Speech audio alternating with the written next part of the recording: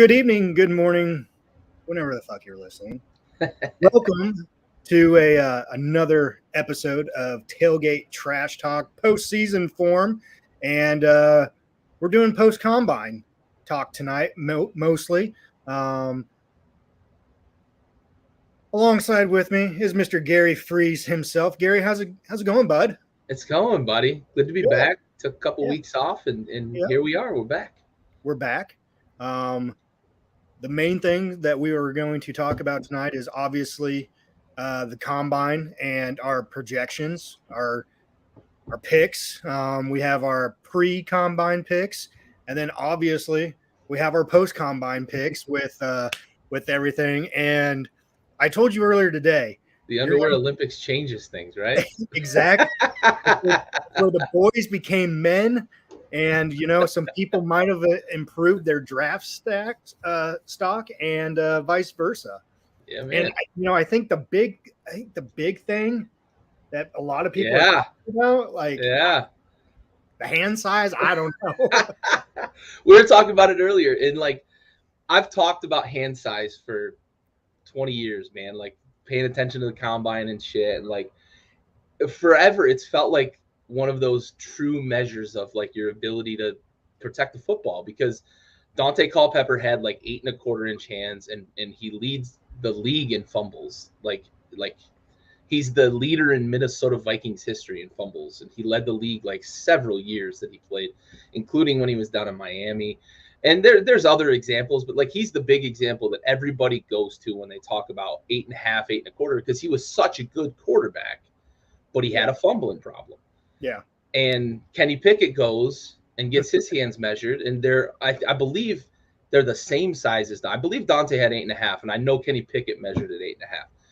So finally this year, I decide, fuck it, I'm gonna see what my hand size is, right? Like I've never done it before. I'm just curious, and they measure from thumb to pinky. Well, I never knew this. I Yeah, so never it's knew this. essentially it's your ability to like Just grip. close around the ball, right? So I go ahead and measure mine, and I'm like, well, fuck, I better give some NFL GMs a call. Right? I got 9.5 inch hands, bro.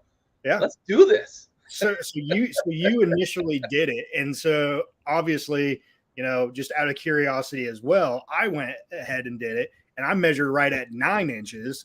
So it's just like, sign me up as well. Let's go. Let's fucking go. If that's the measure of being a good quarterback. Yeah. I mean, why now, not? mind you, Kenny Pickett is aware of his hand size, and he wears gloves all the time.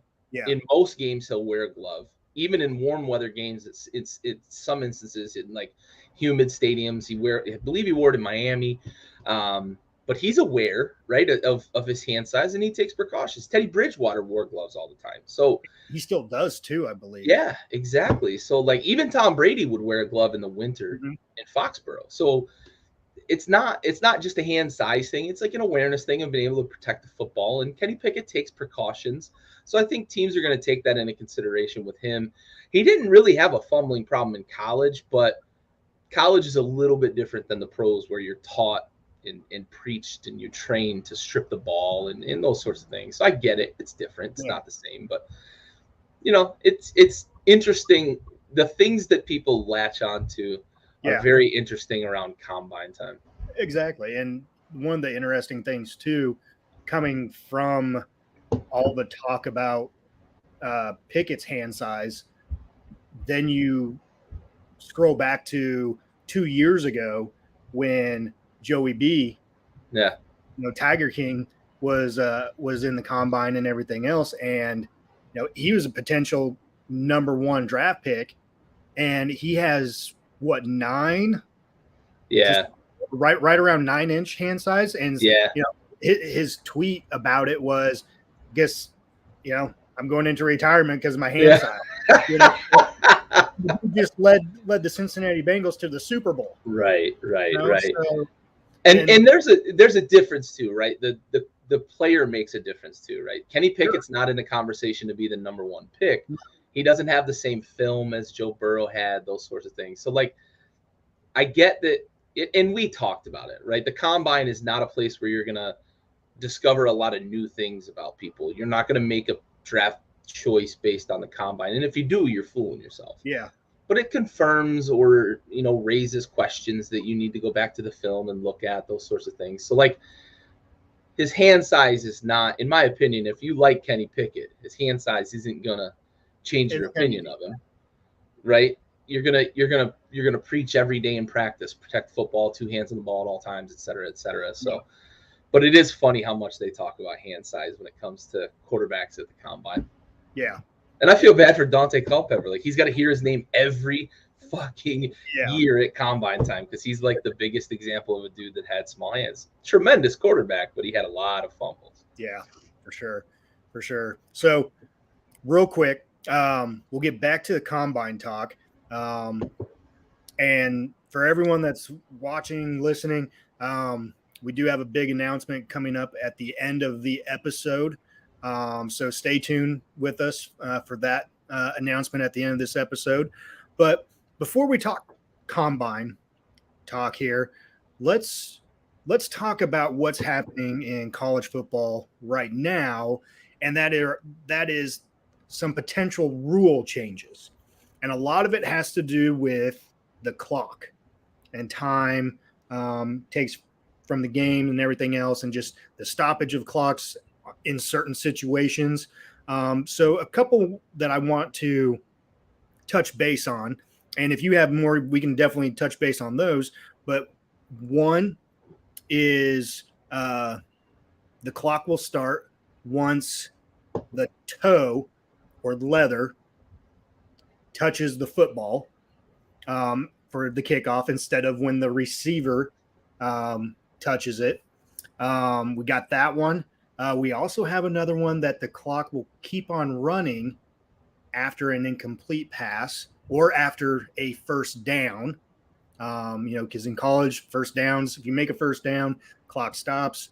And then two that I really want to dive into. I know we've had so many discussions about these this last year on the show, is faking injuries and also the targeting. Targeting is a big one. Yeah, targeting is a big one, and we talked. I think we pretty much talked almost every single episode. Yeah, you're not kidding. On the targeting. Ad nauseum. There's always one every week. Yeah. So let's go back and let's touch base on some of the clock issues. So what are your thoughts so far, and what they're suggesting as far as starting the clock on kickoffs and then stopping the clock, or I'm sorry, keeping the clock going on incomplete passes and first downs? Yeah, it's very interesting. It's, even in the NFL, after an incompletion, the clock doesn't start till the ball is snapped. Now, college is saying we're going to start the clock when the ball gets set, right? So the ball goes in the stands. They're not going to run like 30 seconds off. But once the ball is set, the clock's going to start. So you're talking about at least, 8, 10, 12 seconds per play now that's going to come off the clock. The kickoffs is interesting too, because if you kick it out of the back of the end zone, you essentially lose about what, 3, 4, yeah, right, per kickoff per game. And in high scoring games, that can make a difference. But also think about maybe the end of a game or the end of a half, right? At the end of a game, you do, you have the laterals and all those. But if you just run the clock out on you boom it out of the back of the end zone, potentially you run that last couple of seconds off, then, and I think there's going to be some discussion of that and some nuance, because they've already said, like, the incompletion thing is not going to apply inside of it's either anywhere from 2 to 5 minutes. They've said they're going to stop the clock if it's that close to the end of the half, that sort of thing, the end of the first half or the end of the game. First downs, they say, will likely still stop the clock when it's that late in the game, etc.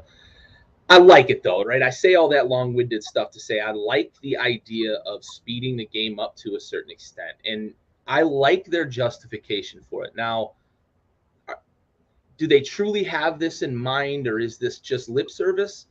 I don't know, but I like the way that they're framing it. They're not saying this is about player safety. They're not saying this is to take collisions out of the game. They're not saying this is to do this, that, and the other. They're framing it as exposures, right?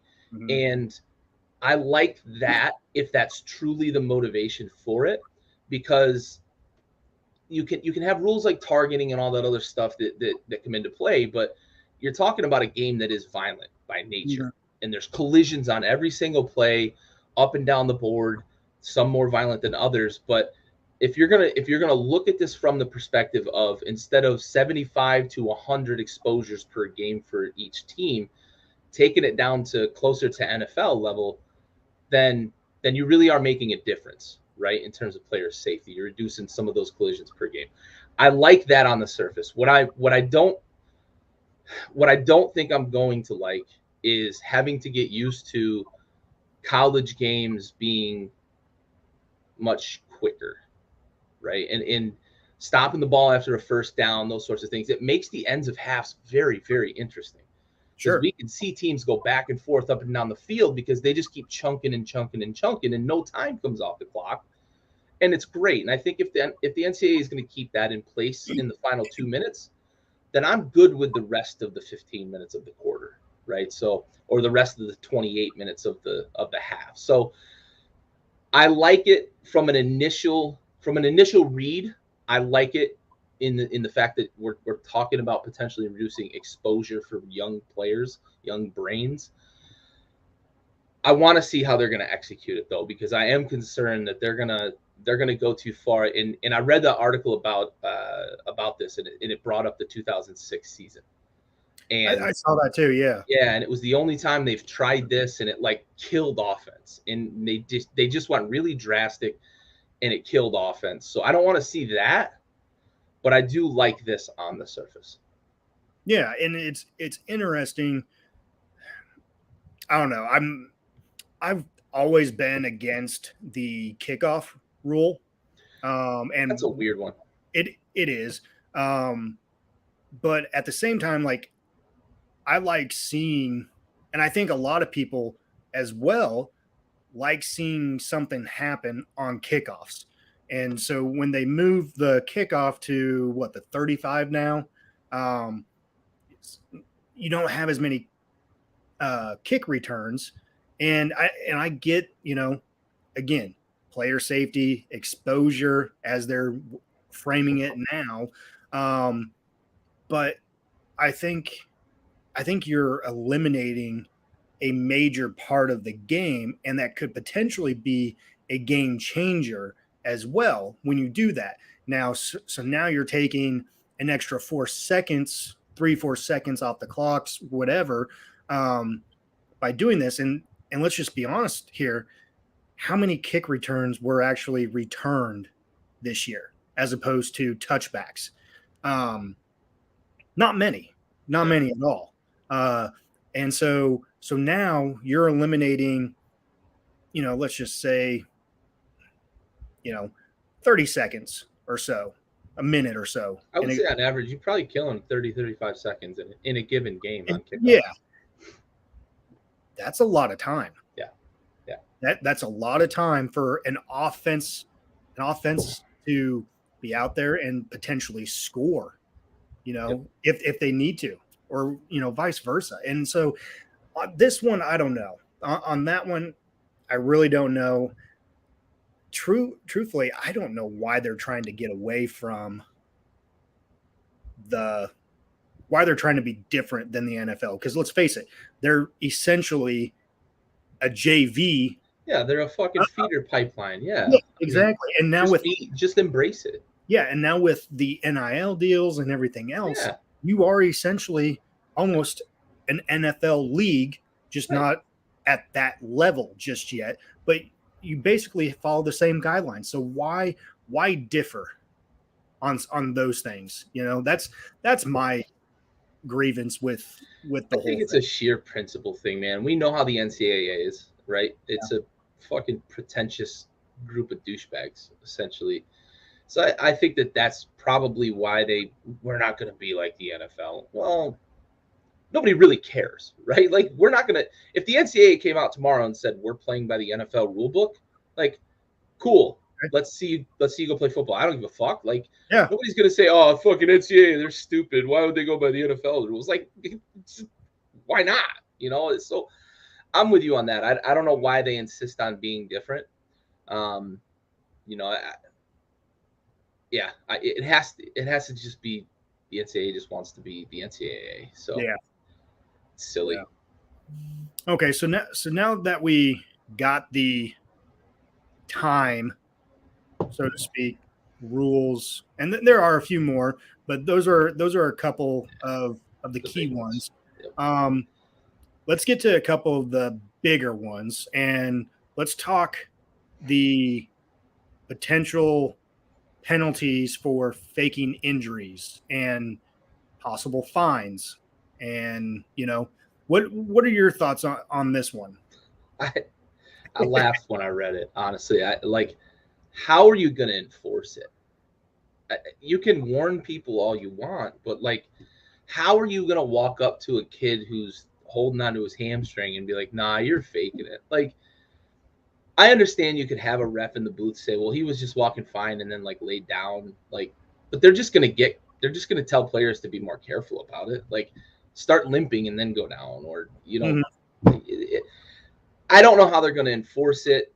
I I know that there's coaches like Lincoln Riley and some of the guys that Holgerson and everybody that they coach these high paced no huddle offenses, and they're the ones that want this rule implemented. And we see enough of these offenses now that it is kind of the predominant thing in college football. But how the fuck are you gonna? You already have a hard enough job as an official. Now you've got to make a judgment call on whether somebody's faking fucking injury.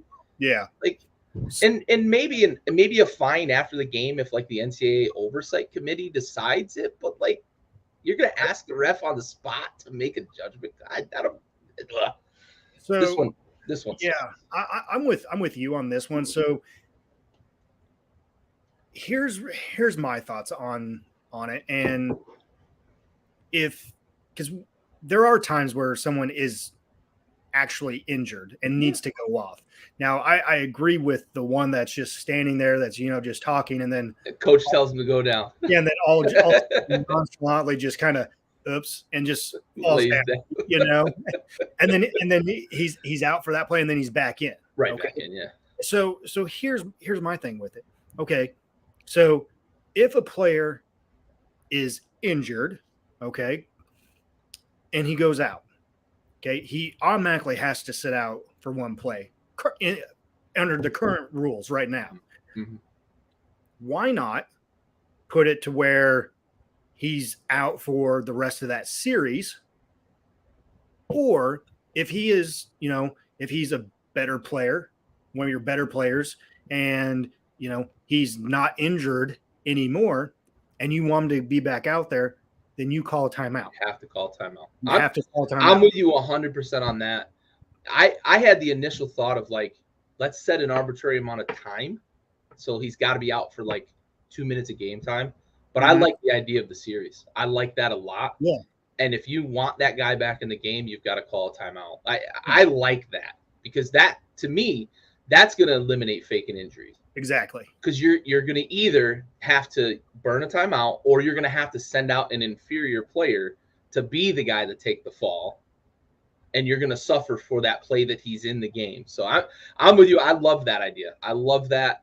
I kept thinking through like, what would be the solution for this, and the timeout thing makes perfect sense. But I had gotten like, what would be a good arbitrary amount of time, right? I sat here thinking like, but then it makes way more sense to just say for that defensive series you're out, or that offensive series you're out, right? Yeah. You're out for that series, or you call timeout to get him in.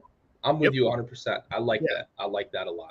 Too many times I think we see a player go down, and then all of a sudden he sits that play, and then he's back in there. And sometimes it's not even during it's not during the final minute, or the whenever the offense is doing their hurry up offense or whatnot, but I think it has gotten out of hand within the last few years, like you said, and they do need to do something about it. But what they, how they go about it, what they, how they fine, how they, make up this rule, I don't know if there is a real good answer for it, because at the end of the day, the NCAA is trying to put player safety first. And so, that's where you walk a real fucking fine line trying to say somebody's faking an injury, right? Exactly. Like, oh, we really care about player safety, so we're going to introduce these time change rules, but then we're going to call you a pussy if you're faking an injury, right? Like, you can't do that. So I agree completely. I don't know how the fuck they would enforce it, to be honest. That'd be such a shit show. If I was a coach, I'd be hot. I'd be hot as fuck if somebody tried to say my player was faking an injury if he wasn't, right? If I got busted, I'd be like, no, you're lying, or whatever. But like, imagine them doing that and a dude really got hurt. Like, that's a bad look. Wasn't it Penn State and Iowa this past year that Penn State was called out on faking a bunch of injuries? Oh, that's right. It was, late in the game. I think it was against Iowa. Yeah. So, it'd definitely be a tough situation to. It'd be hard to enforce. Yeah. So, okay. So, last bit of potential rule changes that we both feel very strongly about, and that is the targeting rule. As it sits right now, if a player is ejected in the first half of a game for targeting, they have to sit out the second half. They can return the following game. If you are ejected during the second half of that game, you have to sit out the remainder of that half and then the first half of the following game. Yep. So now with the potential rule change, it is if you get ejected in the first half, you're still ejected for the second half right now. If you get ejected during the second half, then you can, quote unquote, I guess, basically like not phone a friend, but basically an oversight committee. You take it to the oversight committee, and then they will look at it, and then they will deem if that was malicious. And to where then they can take away that first half ejection for the following game. So essentially, you're better off to get ejected in the second half of the game instead of the first. And I don't know about save all your helmet hits for the second half. Yeah, exactly. And so I don't know when I read this, when I heard about it, I don't know about you, but the NCAA on this has done absolutely nothing in regards to the targeting rules. And what they're proposing on this, to me, is a complete joke. It's fucking nonsense. It's stupid. Absolute nonsense. That's essentially like you said it first, right? You're just incentivizing waiting till the second half to put your head down and hit somebody, right? Like, but you have to be able to win with that appeal committee or whatever. I don't know, man. This is stupid to me. This is posturing by the NCAA saying, "Oh, coaches, we're gonna capitulate. We're gonna try to help you out and whatnot." But it's nonsense. Like, this rule has been so incorrectly enforced in so many situations, but the NCAA refuses to go back on it and say they fucked up. Yeah. And again, it comes down to that petulance in the fucking NCAA ranks. Like, just own it. Let's figure out how to fix this rule. I think the NFL does a pretty good job with it, and they refine it every year on kind of what they're going to call. The NCAA, on the other hand, is just like doubled and tripled and quadrupled down on targeting, and they enforce it so incorrectly that you just like inadvertent hits to the head when it's just, inadvertent contact, incidental contact. Dudes are getting tossed out of games. Yeah. And they used to actually review it and overturn some. Now they don't even bother. I don't even know what the fuck they're watching under the hood. I say this about NFL replay. I'm going to say it about college replay now. I don't know what the fuck they're watching under the hood, because it ain't what I see at home on my couch. I could promise you that.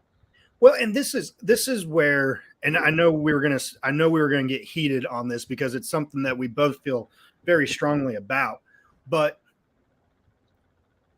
you have the NFL has their rules expert. They have New York, okay, to where they're calling in and whatever. NCAA, you are a multi-billion-dollar industry here. You can do the same fucking thing. Yep. Okay? You can do the exact same damn thing and do it on the spot.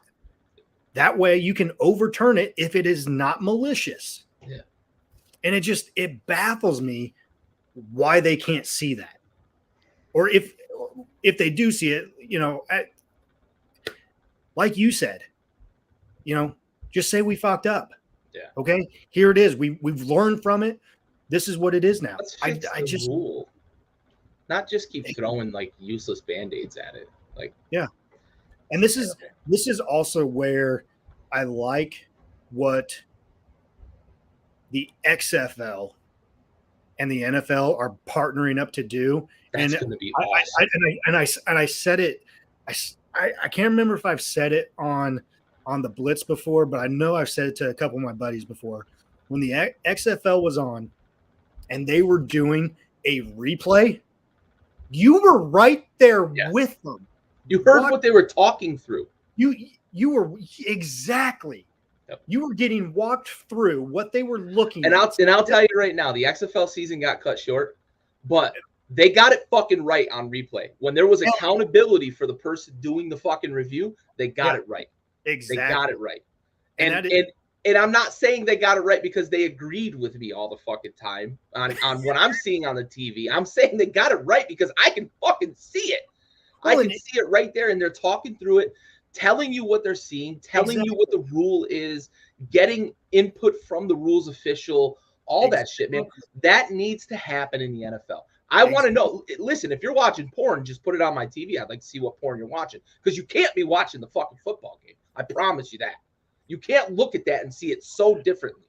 There's no chance. You said it just right there. Like, you are getting walked through what the ref is seeing. You're seeing what the rules analysis. You're getting walked through step by step. So if you misinterpret what the rule is saying, they are right there telling you what the rule is saying. Right. So you can better understand what the rule and what the refs are talking about to make that decision. Yep. And it's absolutely 100%. That is what the NFL, the NCAA, absolutely 1000% need. Yep. Absolutely. Absolutely. I love what the NFL and XFL are going to do too. I do too, actually. Testing out rules, testing out new equipment, testing out different, competitive changes and those sorts of things at the XFL level. I think that's awesome because we're going to be able to see it before they fuck the NFL game up and see how it works, right? Yeah. Or if we're going to see things that are going to improve the game, right? Exactly. I don't want to just be negative all the time, but we can see if you put it in the game in the XFL and it makes the game worse, we're going to scratch that. Move on to the next thing. It's not going to make it to the NFL level. I love that. And it's a great survivability platform for the XFL to have the NFL support going into this second revival of the XFL. Yeah. Yeah. And like you said just a little bit ago, that 2 years ago, the XFL was cut short due to COVID. I'm so glad that it's coming back here this next year. So they got some star power behind it too. And just Vince this time. Yeah. They got some star power. You got The Rock. Yeah. Oh yeah. Absolutely. All right. So we talked a little bit about some potential rule changes. We're going to take a quick 30-second sponsor break. And then when we come back, we will talk our top 10 projected picks pre-combine. So first sponsor break is brought to you by PocketParaClub.com. Pocket Para Club, club number 26881. PocketParaClub.com.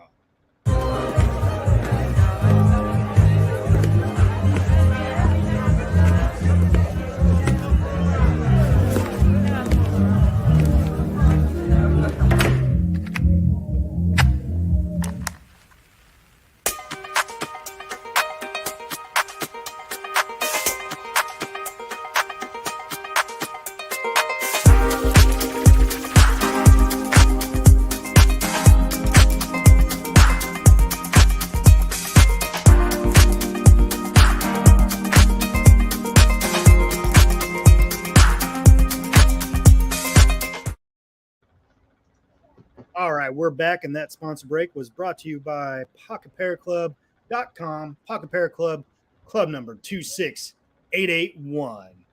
All right, we're back. Tailgate Trash Talk, and we're going to talk a little bit here on our projected top 10 picks of the NFL pre-combine. So, Gary, I'm going to let you take the floor first here with your top 10. All right. So this is what I had pre-combine. Aiden Hutchinson going to the Jags. I thought the Jags were going to be really focused on an edge rusher. And then as the combine went on, I don't want to spoil it too much. Some of these definitely changed, looking at some moves teams made and moves that players made at the combine. But then I had Kayvon Thibodeau, then Kenny Pickett to the Texans, Ikem Ekwonu to the Jets, Evan Neal to the Giants, Charles Cross. A lot of offensive line, very offensive line heavy, top 6 picks here. And then we get to some of the skill players on defense. Ahmad Gardner, Sauce Gardner, Derek Stingley Jr., Kyle Hamilton out of Notre Dame. Really, really big on him as a safety prospect. And then Chris Olave, I still have him ranked as my number 1 wide receiver after the combine. I think that dude is a legitimate playmaker at the next level. What I saw from him at Ohio State, if he slides to number 11, now that Washington has traded for fucking Carson Wentz, dude, I would love to see Chris Olave across from Terry McLaurin, though. So I'm still really big on Chris Olave, even after the combine. Yeah, and I think I have him in my top 10 as well. Yeah, you ain't kidding. 50 mil. Woo! Oh, is that what he actually signed? Rodgers, 4 years, 200. Okay. Wow. Woo. Dang. Yeah. Hey. Oh well. Good for him. Good for him. But going back to Chris Olave, and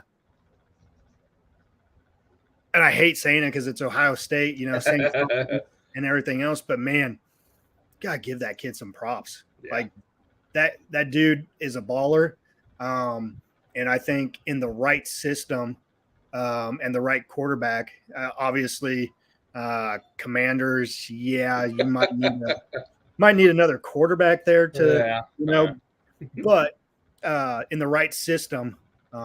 There we are again. Commanders. I don't know. Exactly. I like him. I don't know if it's the best landing place for him. Yeah, but I think he's gonna do some big things in the NFL. The kid catches anything that's basically thrown his way. Yeah. So you aren't kidding. Yeah. So for the most part, I want to say we're pretty close. I think we're pretty close. Let's pull mine up here. Got Evan Neal, Alabama. I think you had Hutchinson, didn't you? I had Hutchinson up top. Yeah, you've got a couple guys in your top 10 that I didn't. I'd like to see those guys. Yeah, so I had Thibodeau from Oregon going second. Then I had Hutch going third. I was kind of mixed back and forth on this one to the with the Jags and the third pick there to the Texans. And I still think, depending on what the Texans, hear this coming Friday, with everything involving Watson, I think that's going to play a big part in everything as well too, obviously. But then I have Hamilton. To be honest with you, I really didn't start looking at him until probably mid-season. It might have been that Cincy game with him.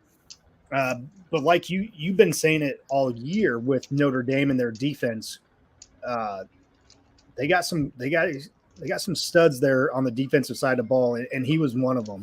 But then I got Ikem Ekwonu, offensive tackle from NC State.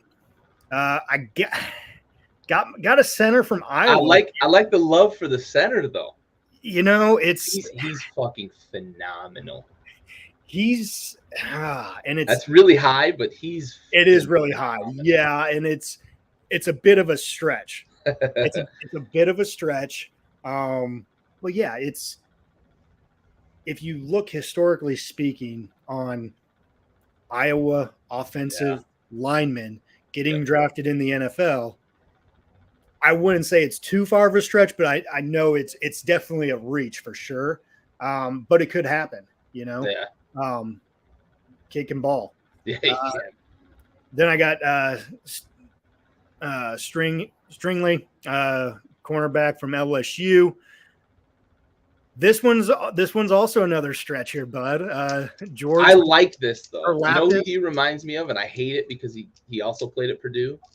Ryan Kerrigan, who was a fucking stud for Washington for 8 years. Yeah. Karlaftis has got that same motor. So it ain't a stretch. I don't think Karlaftis gets out of the top 15. I think he's got that level of talent. He showed out at the combine that he's athletic enough. Yeah. And his motor on film is just unbelievable. So yeah, I truthfully, I don't think he would. I think he was probably a top 20 draft pick going into the combine. Yeah. And obviously with the combine, I think he definitely improved that to, like you said, at least shouldn't get out of the top 15. Yeah, for sure. Then I have Pickett there at 9, going to the Denver Broncos. It would have been, yeah. Now obviously that's thrown out the window. And then I have David Ojabo, edge from Michigan, going to the Jets. So, I'll tell you this real quick, okay? Because I told you, we talked a little bit, maybe it was last episode, or it might have been one of the Blitz episodes, and we were talking draft picks, okay, and our top 10. And I hate this for you because you just got a quarterback today. But who did I tell you was my quarterback of choice going at number 11? Yeah, to Malik Willis, man. Malik Willis. Yeah. So now with everything that's transpired, I hate that for you, but I think that would have been a great pick. I think there's still a possibility because I look at Wentz's contract and there's zero dead money after this year. So yeah, they would have given up a couple of draft picks, but if they're looking for a guy that they can get a rookie like a Malik Willis and give him a year, that dude has a ceiling that it's the Vatican, right? Like the ceiling of the Vatican. Like his ceiling is so high because of how just ridiculously athletic he is. I wouldn't be upset if they traded for Wentz and then went and got Malik Willis as the quarterback of the future, because they've got Heineke in-house who can work with him, teach him the system. He can teach Wentz the system. I wouldn't be mad at all if they went and got Willis, because we've got to swing for the fences at some point. And this Wentz move feels desperate. It feels like a coach who's trying to posture to save his job. So we've got to swing for it at some point. I'm okay if they go ahead and draft Willis if he's there at 11. Sure. I'm okay with it. Sure. Okay, so that's our top 10 pre-combine. So let's talk about our post-combine top 10 projected picks. But before we do that, let's get to another sponsor break, and we'll be right back after 30 seconds. And this sponsor break is brought to you by Excel Constructors out of Overland Park, Kansas. excelconstructors.com for all your construction needs.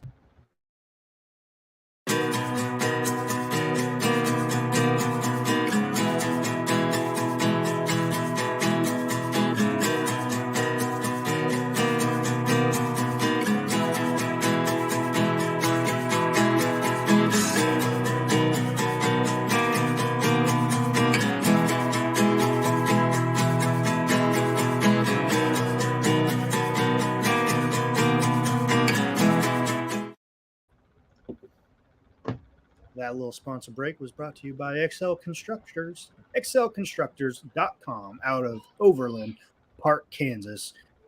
And if you need to contact Mr. Ryan Trotnick with XL Constructors. He's in the chat. He is in the chat. Thanks again for tuning in, Mr.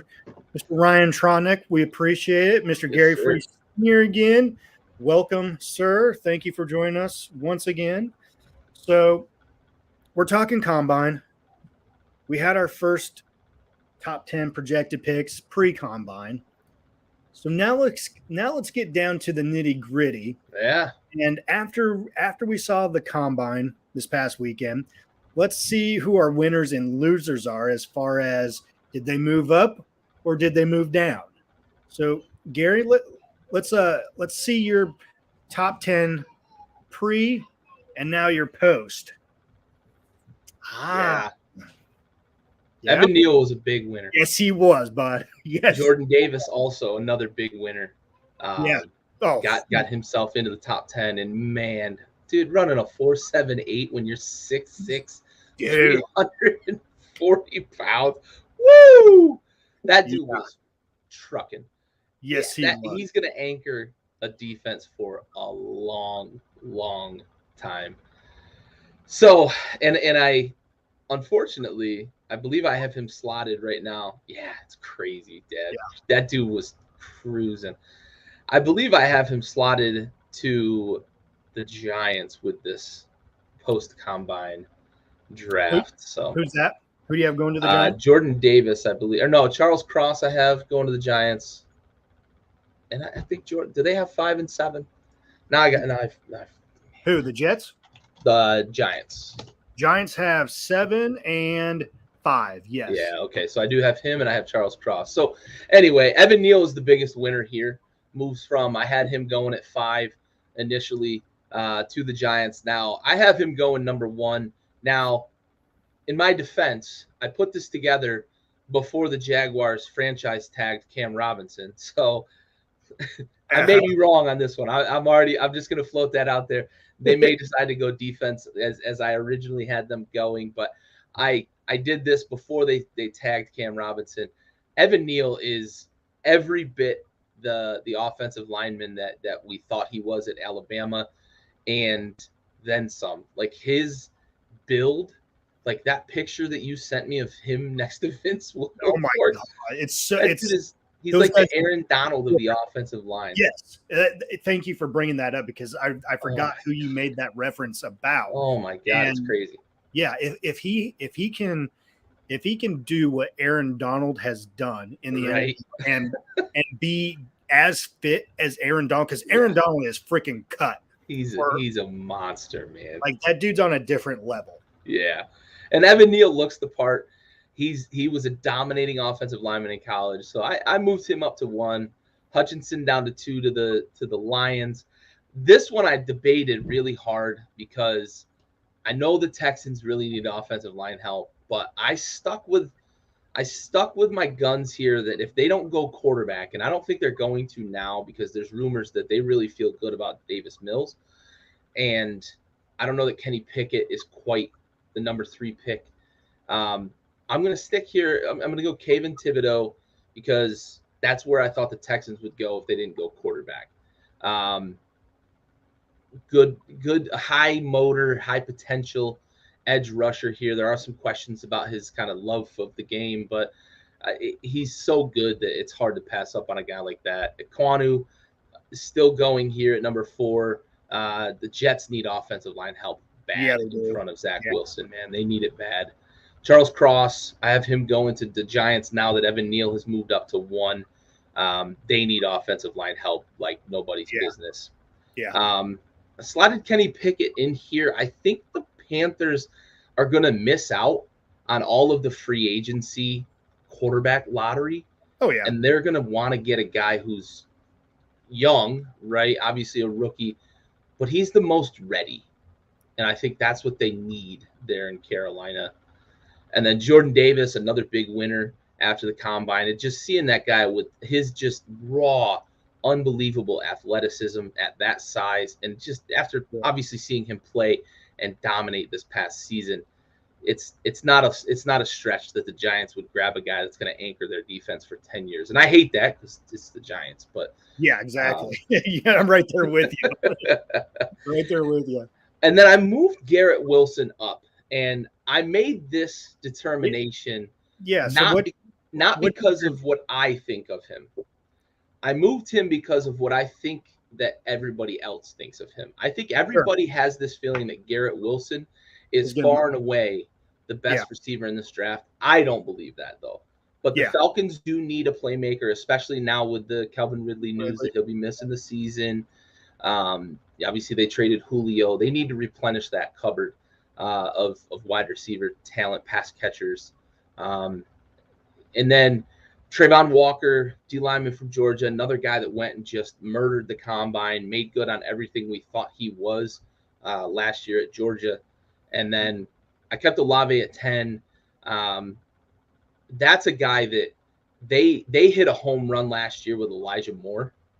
And you put a Chris Olave on the opposite side of him after getting an offensive lineman higher up in the draft here.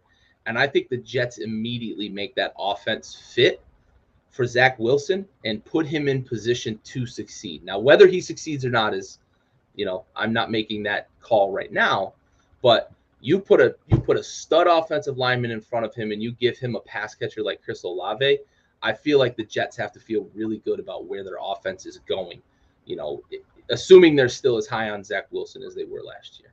Yeah, and if they can get some offensive line help. We said it earlier. We said it during the blitz season and everything. They need offensive line help, and you said too, with the Giants, they need offensive line help too, especially if they keep Saquon. There's rumors out there that they could potentially trade him. But he's been injured. Danny Dimes doesn't have any time to maneuver back there, but at the same time, I don't think he's a great quarterback. I don't think he's their anchor.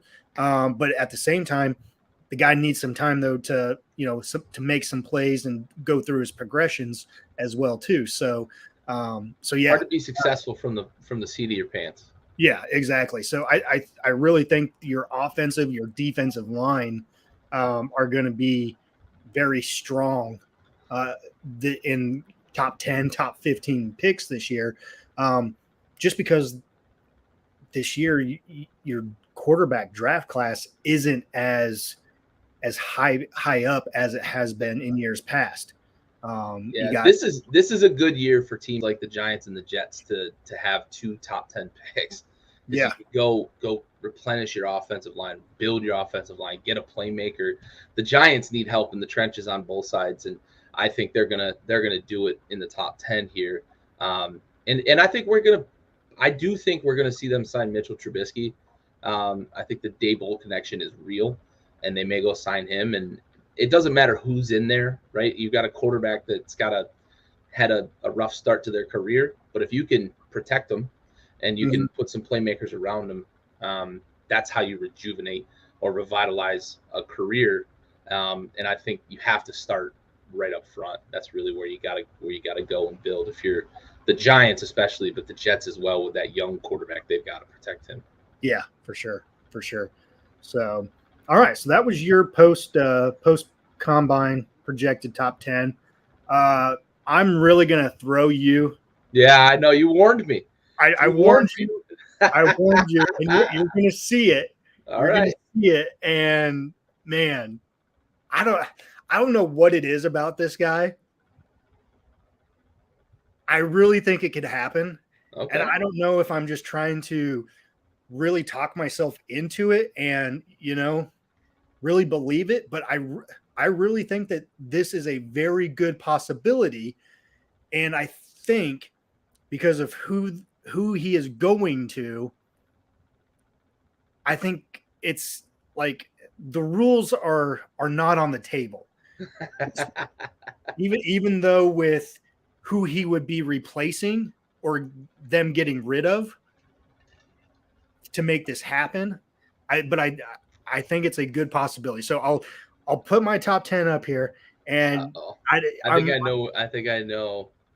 Let's hear your pick first. You have Malik Willis going to Seattle. No, but that's it. That's a good one. Okay. Okay. Oh. Oh. Wow. Okay. Yeah. Okay. Yeah. So Nice. I, st- so Hey, that makes sense, man. They have to at some point, right? They have to at some point get their quarterback. And if it's Malik Willis, it's Malik Willis, man. yeah. And I think, I really don't think that Goff is the answer in Detroit. I'm really curious to see or to hear what Flint has to say about this. Yeah. Would he be happy with it being a Lions fan? Um, but man, just I don't know what it is about him, but and He's I spent special. he seems like he is special, exactly.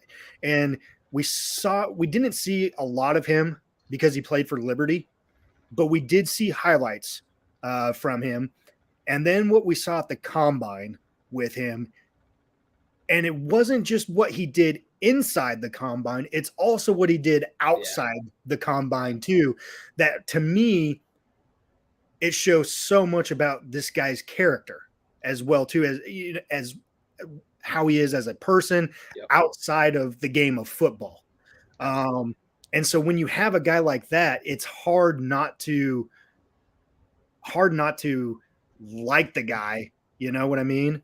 But nonetheless, I got Aiden Hutchinson going number 1. He moved up from number 3 for me, and this isn't a shade or anything at Neil, because I had Neil at number 1, and Neil obviously, you know, did awesome at the combine and everything, but it's more, I think, of what the Jags need. Yeah. And so that's why I moved Hutchinson up a little bit. Malik Willis, number 2, to the Lions. I know everyone's going to talk about, you know, Goff's contract and what the whole deal, the trade and everything between the Rams and the Lions and what people gave up and gotten for him and everything else. I really think that this is a good possibility, and especially how he performed at the combine, and just him as a person. I think made a lot of waves in the GMs, in the owners' eyes, and coaches' eyes at the combine this past weekend. So I have Malik Willis, quarterback from Liberty, going number 2 to the Lions on this one. And the Lions are in a good place, right? If they do want to make a move like that, if they love him and they think his ceiling is where they need it to be for the guy for the future, because their salary cap situation is fine, even with Goff's contract. Obviously, that's going to come off the books. I think they've got one more year before they can really make a cut. Yeah. And you give him a year to just kind of learn what the NFL is about. Yeah. Show off in practice, get him some playing time at the end of the year. Because I don't think anybody believes that the Lions are going to be a playoff or obviously not a Super Bowl contender, but they're not a playoff contender this coming season. So obviously the end of the season, you could get him on the field in some games that they don't necessarily mean anything, but it's valuable reps for a young guy. So I like it, man. I think it makes sense. I don't like it because I would like him to be in Washington, but sure. Yeah. And yeah. I like that fit though. It makes sense. Yeah. So, man, wouldn't that be the shit if he fucking did get drafted by the Lions? That'd be crazy. And I think prospects would be up for our boy Andy.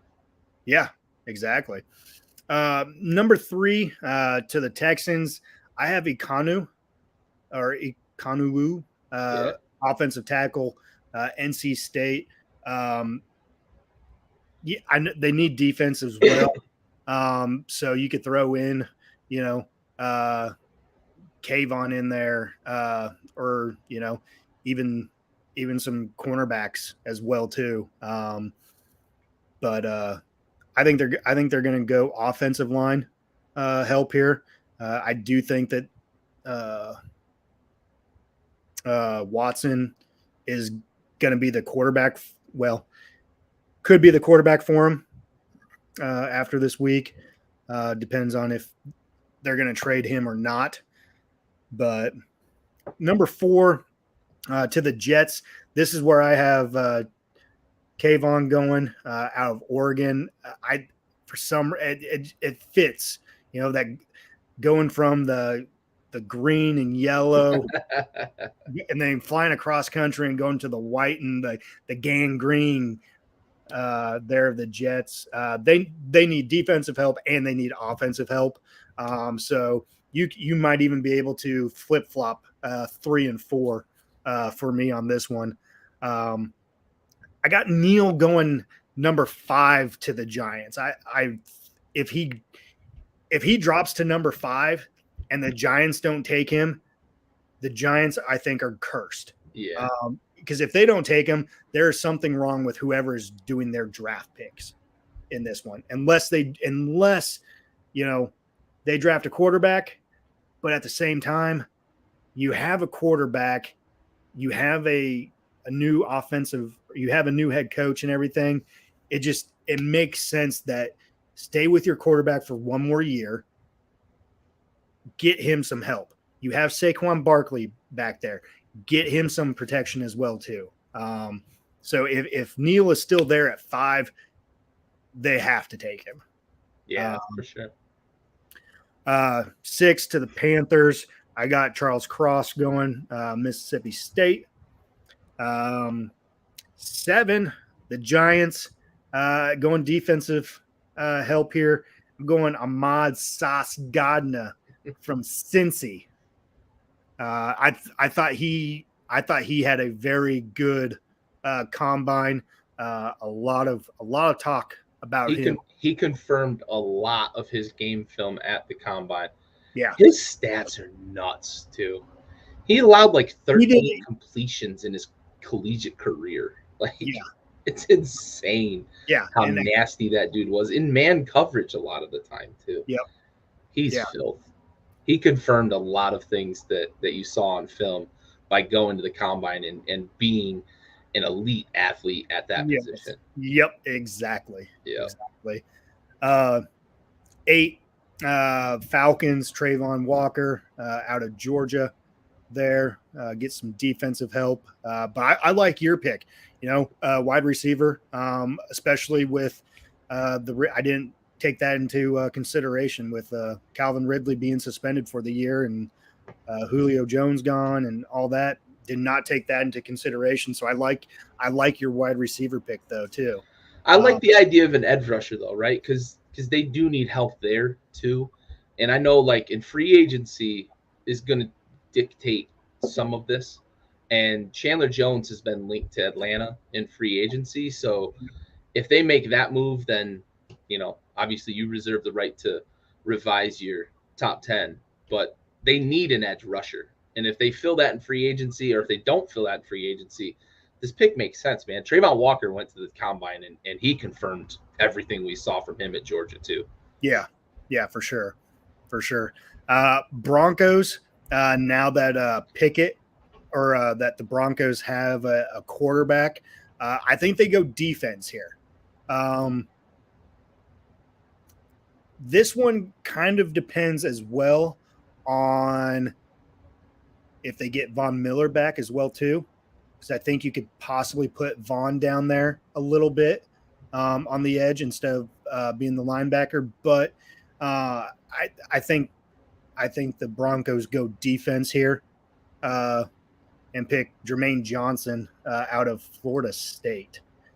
He had a pretty good combine as well too, and rose his draft stock. Oh yeah.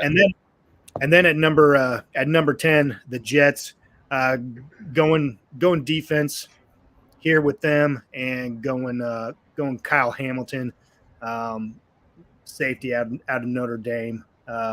So he went number 4 in my pre-draft, and now he dropped down to number 10, but going to the Jets. So the Jets take 2 defensive players for me. That'd be a nice stocking of the cupboards for the Jets too, with a defensive head coach, getting a nice edge rusher, but also getting a true general at safety, a guy that can, direct the defense. And he went to the combine and ran slow. I was surprised to see his 40 time, but it's I don't.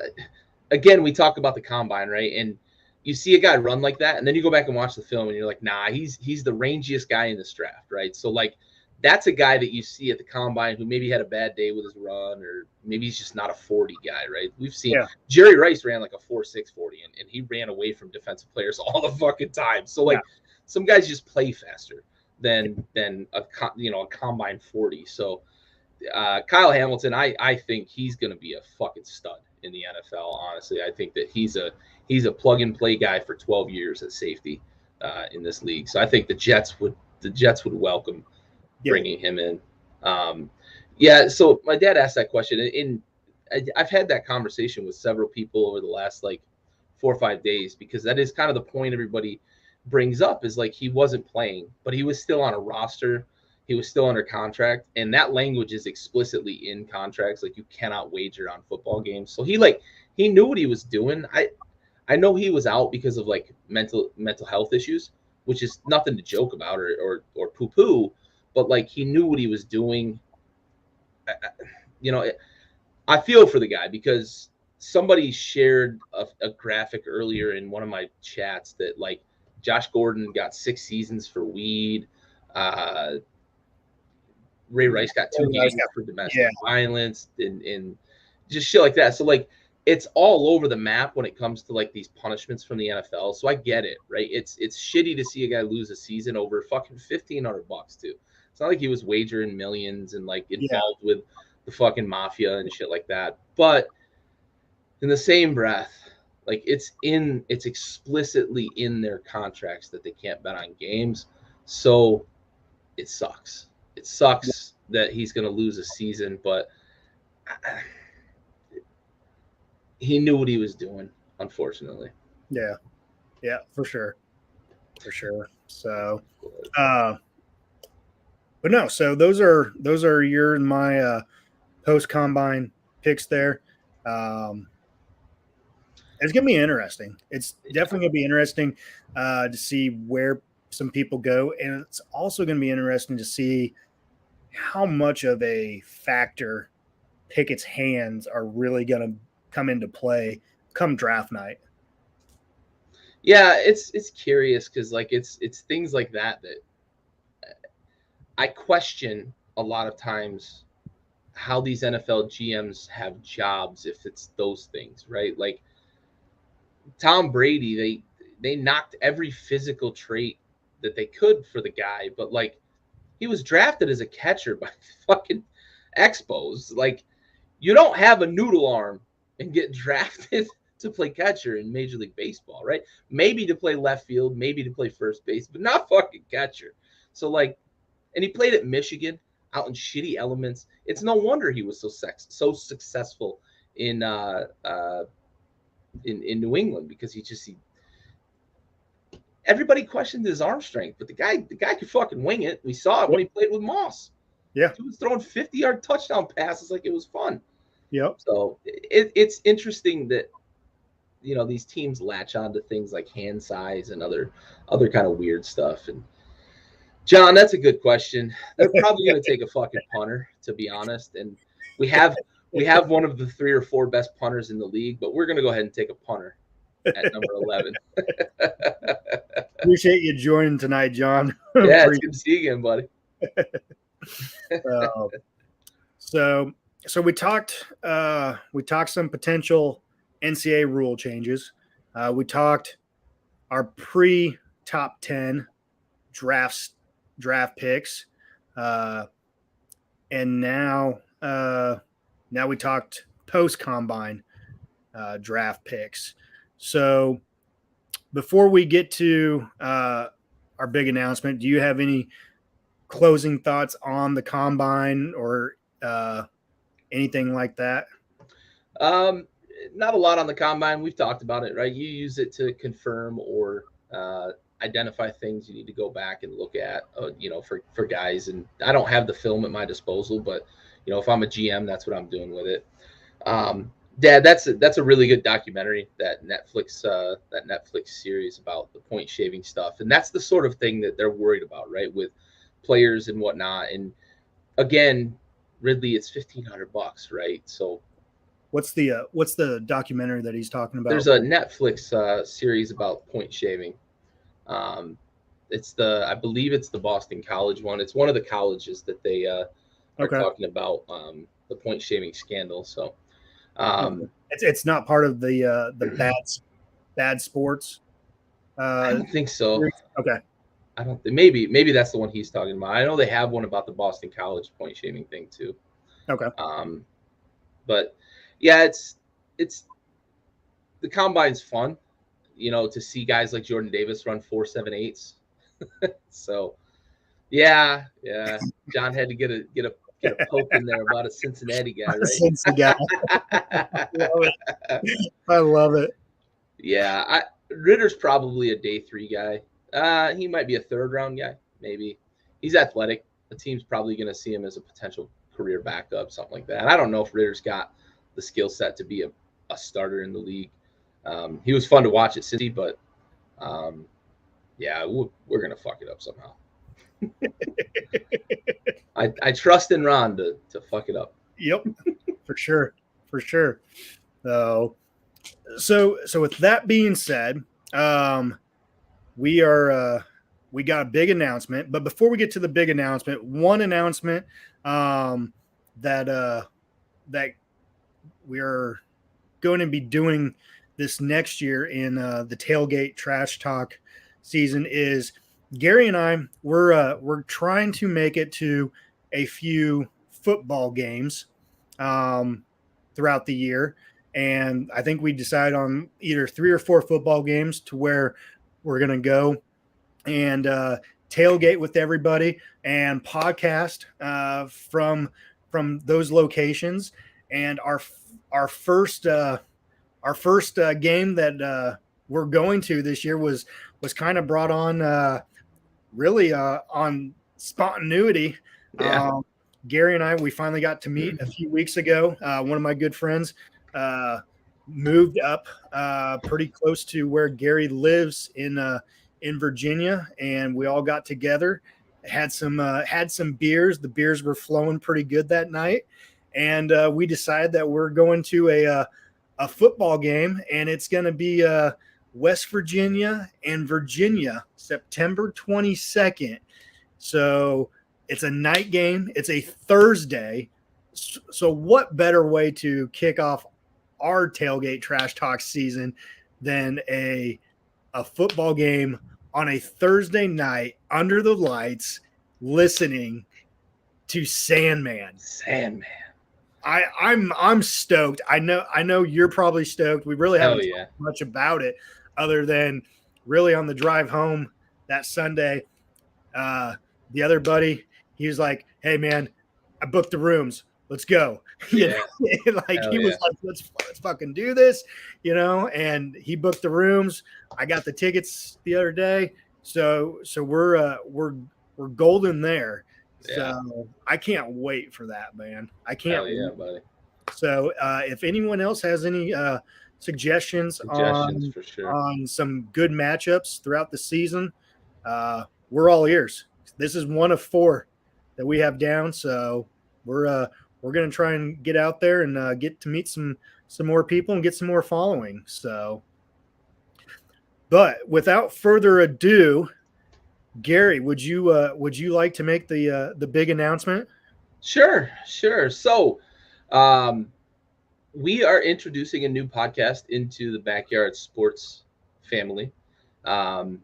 We did a lot of talking and kind of planning out for how we were going to manage the off season. Football has been our kind of flagship, right? The Backyard Blitz was the first real show we put together, and early on we tried to do a little bit of a roundup of all sports, but eventually it just evolved into the Blitz is football. We talk NFL throughout the NFL season, and then Stove and I were talking, hey, we like college football. Andy and Raul aren't really big into the college football scene, at least not in the way that we are. So we introduced Tailgate Trash Talk here. And then Stove and I also share a passion for baseball. So starting next week on Wednesdays, we are going to be talking baseball. And now I know what you're thinking. Baseball is not happening yet, right? MLB is kind of holding their own, holding themselves up and killing the fans here. But we've got a lot of off-season drama and new developments and things to talk about. And of course, if the lockout continues, we'll have plenty to talk about there. But MLB is not the only show in town, right? So we've got college baseball we can talk about in the meantime. But starting next week, Wednesday nights will be at 9 p.m. so that we can still have the tailgate talk every other Wednesday to keep things updated throughout the off season in the college football scene until next season kicks off. At 9 p.m., we're going to kick off the Rosenbaggers podcast, and we're going to be talking baseball. Stove and I both played college baseball, so we're gonna bring a lot of passion to it. But Stove actually has a buddy that's going to be joining us as well. He's a radio personality, so he should be able to keep us chuckleheads in line and bring some refinement to the show and really kind of show us the ropes on this whole podcasting thing and whatnot. So gonna be a great addition to the team, the show, and Ty is there. He's gonna be a great addition to the Backyard family as well. So we will continue to talk about college football in the off season, but we are going to be introducing a new podcast to the family, and we'll be talking baseball. Yeah, man. I can't wait to start. Yeah, John, that's a good read. They might just not want to play April baseball. yeah, exactly. But we got our Backyard Sports Media Shop website up with all of our gear, accessories, apparel, everything else like that. Now we got some Rosenbagger merchandise on there as well. So that is now available on the backyardsportsmedia.shop website. So next Wednesday, 9 p.m. And we're going to be doing the baseball podcast every week until baseball's over. And then we'll probably kind of do it like the tailgate and go every other week. But we're going to do it at 9 p.m. That way for when college football season starts, we keep the 8 p.m. slot for tailgate and then just roll into 9 p.m. time slot for Rosenbaggers. So we're excited about it. It's been something that Gary and I have been talking about for really about a good month and a half, almost 2 months, really. And with the help of some of you guys who commented on a name, we finally just went with one because a lot of things were just, hit and miss. And it was just one of those things where we needed to make a decision on something, just roll with it. So yeah, next Wednesday, 9 p.m. Rosenbagger podcast coming to the Backyard Sports umbrella. Can't wait. Yes, sir.